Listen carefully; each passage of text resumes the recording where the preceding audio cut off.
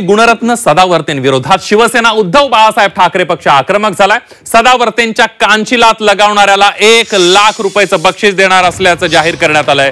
शिवसेना उद्धव बाळासाहेब ठाकरे पक्षाच्या प्रशांत भिसेंकडून हे बक्षीस जाहीर करण्यात आलंय। सदावर्ते विरुद्ध शिवसेना उद्धव बाळासाहेब ठाकरे वाद पेटण्याची शक्यता आहे।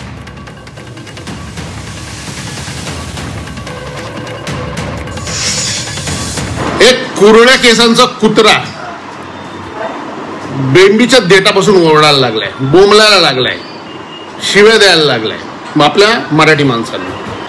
त्या गुणरत्न सदावर्तेच्या कानाखाली वाजवेल त्याला मी 1 लाखांचं बक्षीस जाहीर करतो, कारण हा कुत्रा ठोकल्याशिवाय गप्प बसणार नाही। ह्याचे कर्तकर्विते कोण आहेत ह्यांनी लक्षात घ्यावं की ह्याच्यामुळे त्यांच्या देखील प्रतिमा मलिन होत आहेत।